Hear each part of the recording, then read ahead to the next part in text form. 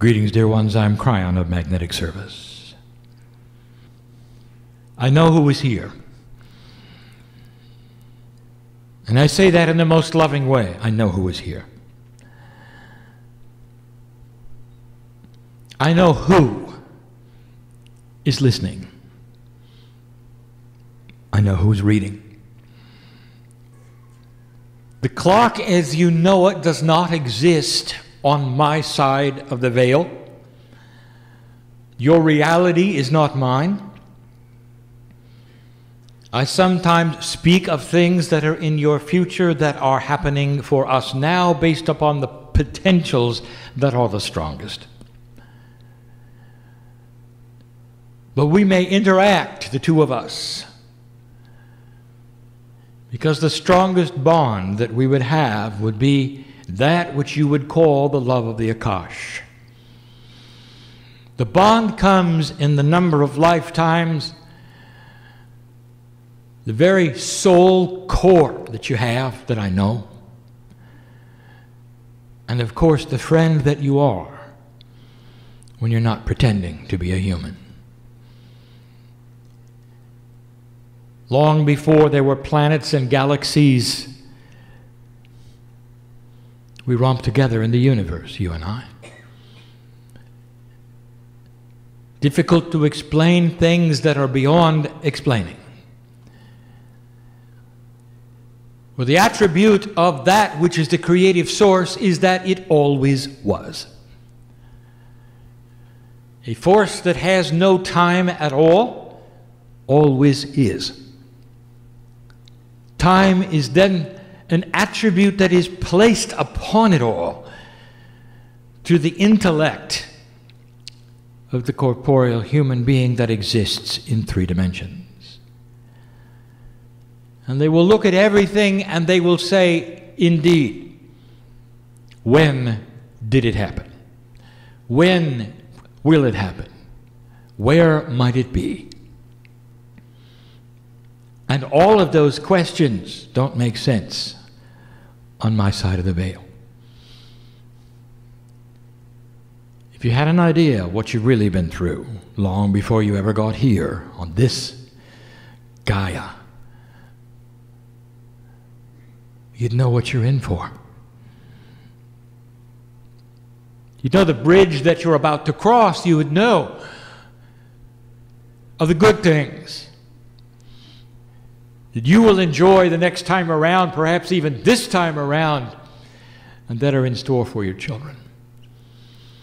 You'll know that the legacy that you have left here with your imprint will be felt in the galaxy for all time. It's that critical. And all of these potentials were only potentials as I sat before you not long ago, 22 years ago, and opened the mouth of my partner. And he struggled to say the words, I am Kryon of Magnetic Service. And so we get down to the basics.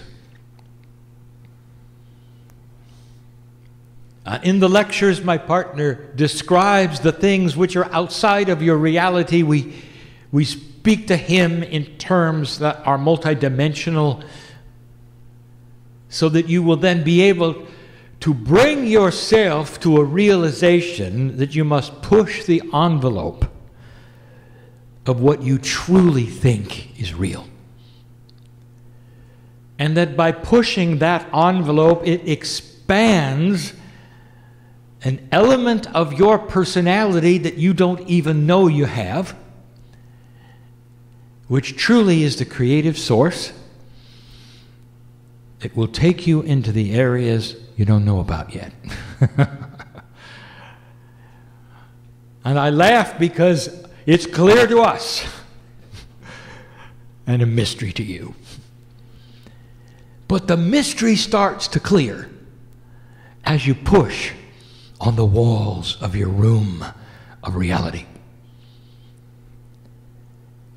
All of these metaphors mean that at some level, human being, you have to sit with yourself And you have to analyze what it is that you have to change. We bring up difficult subjects that are personal. The title of this short channeling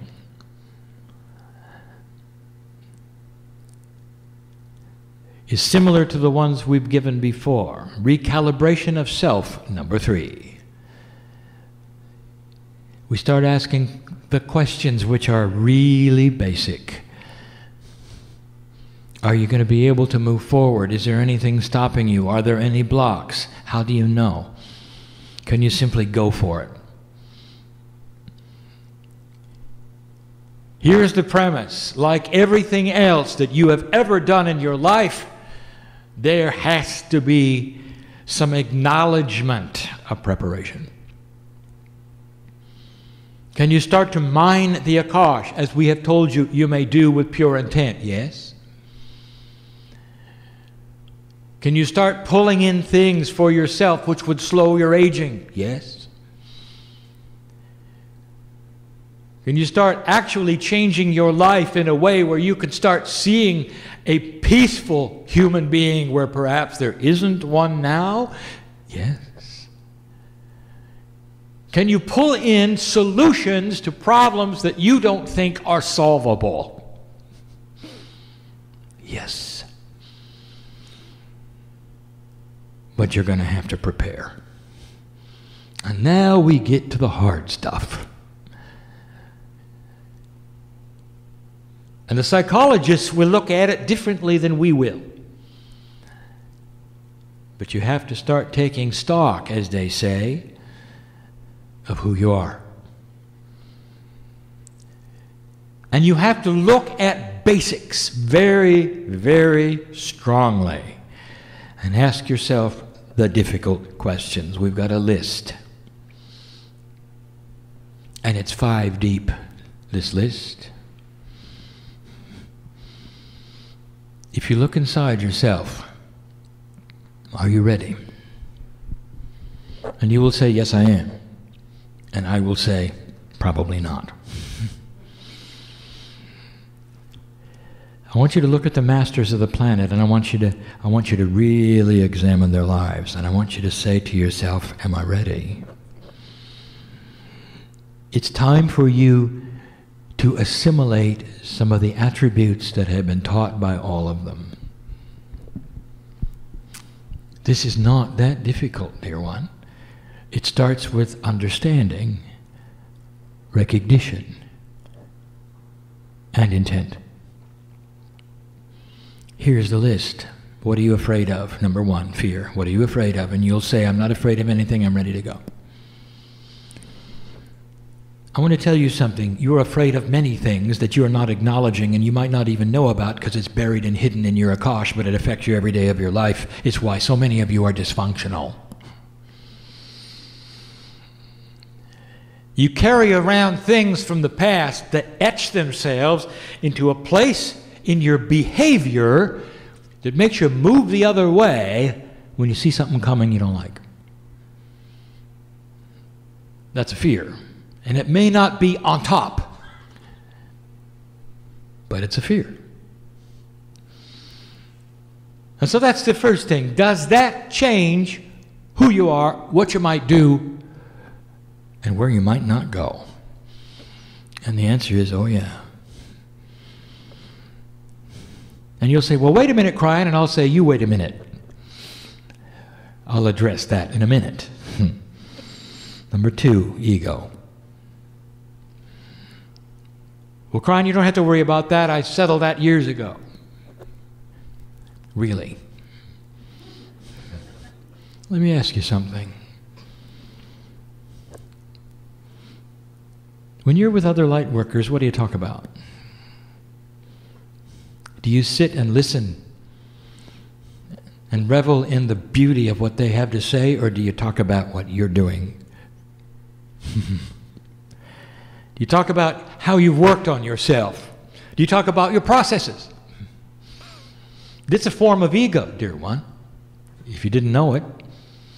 Perhaps you're proud of how much you've accomplished in your processing of yourself.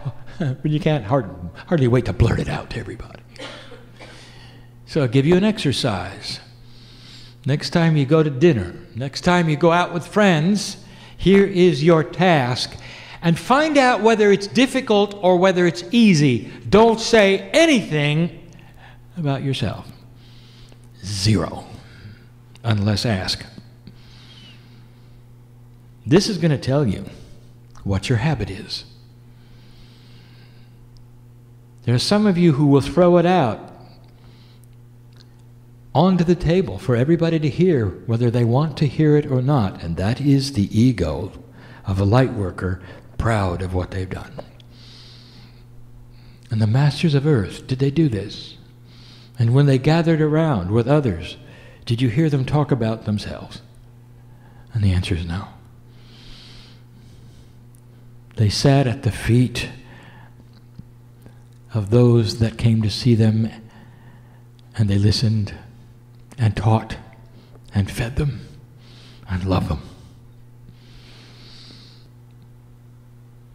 What about anger? And you'll say, well, I don't get angry often. I didn't ask you that. What do you get angry at and why? What's the trigger? And why is it there? What was the trigger for the masters? And I'll give you the answer. They didn't have one. Not really. Not really. They had disappointment.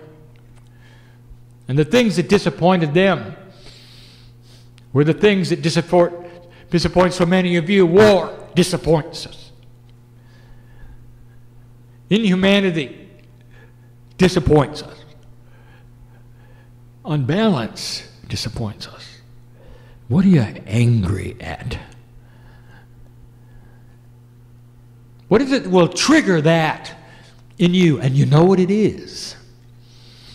If you've got anything that'll always make you angry, you've got something to work on, don't you? And you'll say, well, wait a minute, Kryon. You see, this is not my fault. I'm gonna say, wait a minute. I'll get to that.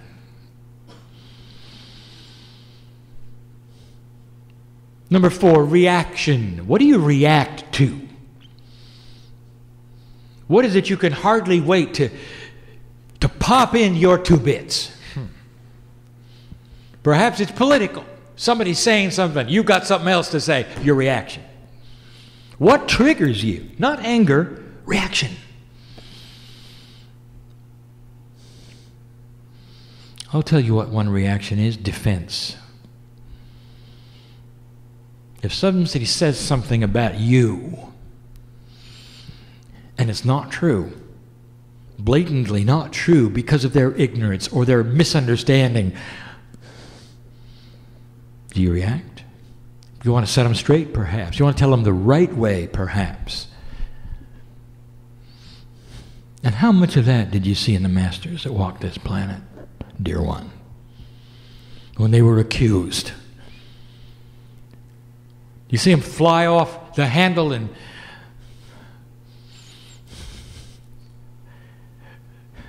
give them a lecture about what they were doing wrong? And the answer is no. There were no triggers. There were no triggers. There were no reactions. Did you notice? The masters were at complete and total peace. Somebody say something political. You better work on that. Well, wait a minute, that's not my fault. You see, Kryon, because I'm going to say, you wait a minute. Are you in judgment of anything? Number 5. Anything. When you view others, what's the first thing you see? And you'll say, I'm not a judgmental person. I didn't ask you that. What do you see? What do the masters see when they looked at anyone? They see God inside. That's the first thing they see.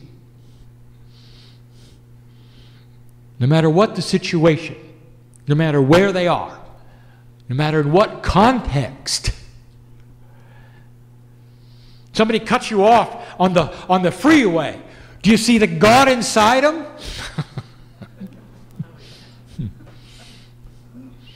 You see what I'm saying? What's your trigger, dear one?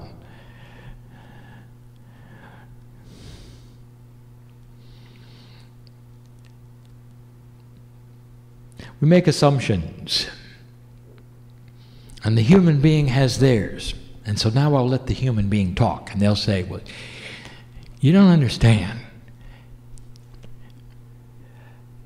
I came in with these things, and I've been trying to unlearn them all my life. And yes, I know that I'm judgmental, and sometimes I get angry, and sometimes I react, and I can't help my politics. It was one of my parents taught me, and it's ingrained in my mind.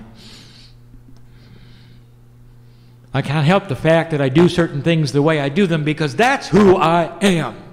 Kryon. I'm a human being. And I'm not really a master. And so you got to cut me a break.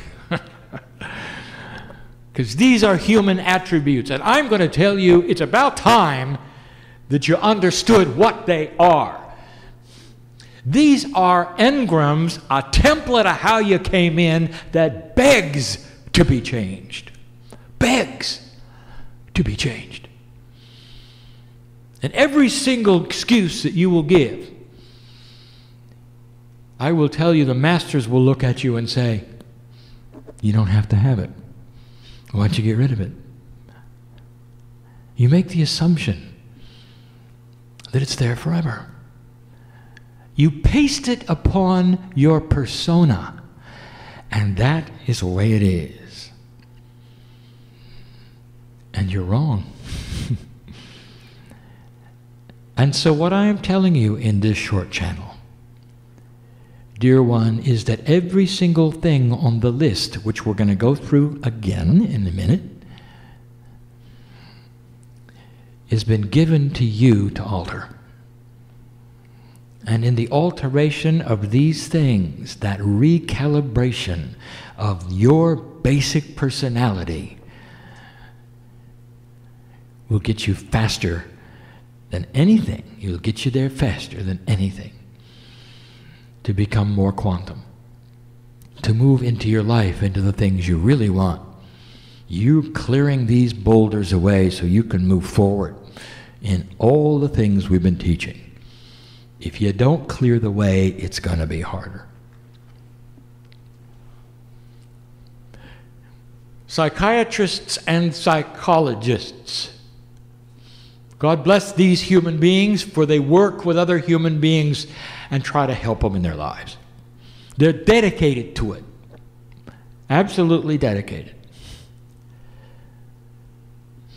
The interesting thing about psychologists and psychiatrists, and most of them are unbalanced. And that's what brought them to the puzzle to help humanity. For they see it in themselves. They know what it feels like. They study it. They correct it. They move forward. They teach it. It's universally known. But if you ask them what they do, they will say, we work with a static model of human behavior. We try to undo some of the things that the human being has done. We look at their past, we try to put the Band-Aid in it through conscious awareness, through realization, through practice, through repetition. A 12-step program if they need it. Getting rid of addictions, fears, all of these things based upon a static model that never can change. And that, my dear human being, is the difference between what was and what is. For now we are telling you something, and now we go through the list yet again. Is that everything that has occurred in your life is rewritable. You cannot change the past, but you can change how you react to it. The very things that you would use as an excuse of why you do the things you do will then belong to another human, not you. For you will start to rewrite the actual engrams of your personality trait to more aptly represent the masters of history. And you're going to find that as you begin, it won't be that hard. What are you afraid of? All of the fears that are subconscious that you carry in are based upon past life experience. What do you avoid? What do you not want to do? All of these things, some of them unexplainable to you, can be cleared. And we've given the process before, and you begin with active asking. And then you start practicing these things and walk into the places you don't want to walk into. You actively begin to steer areas that you would never go to. If you're shy, you start talking to people without being asked, "How are you?" Pretty soon you realize it's easier than you thought. Pretty soon you stop steering away from things. Because that which is the innate in your body, the body intelligence, starts to cooperate with that desire for you to erase the fears that are subconscious, and they will disappear. Guaranteed. You're not going to cover them up with a program. They're going to go away. Because you are going to rewrite the information that used to be there with new information that you're going to create. The ego will never be a problem. You will be proud of yourself in a way that is appropriate, and you never have to tell anybody how proud you are. Because Spirit knows and is proud. And isn't that good enough? That the love of God carries you from place to place and says, "God bless you. We are so proud of you. We love you." And that should be good enough that you never have to tell anybody anything about what you've done, unless they ask. There's no desire to spill it out. And you won't want to. Never again will you open the conversation of here's who I am and here's what I did and here's what I've done. Perhaps even under the guise of self-help. Here's how I've helped myself. You won't have to, because you will be complete without it. Now, this doesn't fit everyone in the room, but it fits some of you. And some of these things are hard to hear.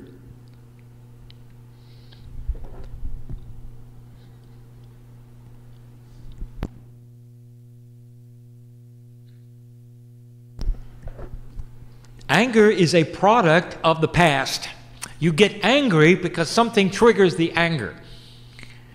The thing that is in you, which responds, is information. You're programmed. This life, the one in the past, doesn't matter where it is, you're programmed.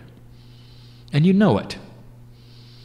Because it makes you angry. You actually respond emotionally. Your chemistry starts to change. You have to admit, that's pretty profound. How would you like to remove the trigger? If you rewrite the information, you'll never be angry. Oh, you can be disappointed. And you know how you can tell? There'll never be the rage chemistry. All of that which makes your heart beat faster, which makes you swell up, which makes literally your mind block itself, will go away. And there will be no anger trigger. Anger will be something that is not one of the attributes of your life. And you'll start realizing it over a period of time. Disappointment? Yes. Sorrow, empathy, compassion? Yes. But not anger. So many times we've said in the past, can you reach the point where a human being can point at you and call you names and accuse you of things that are not accurate And you can look them in the eye, and the only thing that you will feel is you're sorry they're having a bad day. No anger. And no reaction. Number 4, no reaction. Can you reach a point where the things that you would normally react to, you don't anymore? They carry no control. Reaction is an automatic response to a program in your attribute of personality that you can't control. You automatically defend. You automatically speak when you hear something that you don't like. What if you could rewrite that engram? Oh, you may not agree, but why do you have to respond? Why do you have to defend something? It's another person's idea of you. It's not you. What is there to defend? When God loves you to the degree we do and sees you as a divine human being walking this planet perfectly in lesson day by day, isn't that good enough for you? If a person accuses you wrongly, you can be disappointed. You can be compassionate and not react. Do you? You don't have to. What kind of judgment would you put upon those who would false accuse you? There are certain words you might have used in the past. How do you judge those that are in ignorance or perhaps uninformed and will go and do certain kinds of things? What is your judgment of those who don't believe what you believe? And how do you see them? This is one of the biggest, dear ones, believe it or not. How does God see them? How does the Master see them? Millions of human beings believing in certain spiritual things that you don't necessarily ascribe to. And what do you see in them? In their zeal, what do you see? I'll tell you what the Masters see. And let this be your test. Blessed is the human being who finds God anywhere in any way, for that is appropriate for their path. Do not judge the one who does not find God like you have found God, old soul. For whatever they find is good enough for their path for now. Celebrate the fact that they even want to go there and find the Creator inside in any way they do. If they want to climb steps and crawl and cry, if they want to assign it to a prophet, they are looking for the same thing that you've looked at, and they're in their own path, in their own time. Look at them with compassion, understanding, and joy. That's how God sees them. Old soul. 5 things that we ask you to look at inside. We're getting down to the basics, are we not? Every single one of the 5. You start clearing these things. If any single one of these is out of balance, I'll tell you, dear one, you're going to have trouble moving forward. And we have not said this before. These are the attributes we want you to work on yourself. And when you have accomplished even a partial correction of any of these, even the intent beginning, it's almost like a door opens. And the things that you've asked for begin to settle. I wouldn't tell you these things if they were not accurate. This is the system at its best. Practice that which is mastery with the examples that you've been given over history. And start to change who you are. in order to move into who you will be. And that is going to change the earth. And that is going to change the earth. And this is the task of the old soul today. And so it is.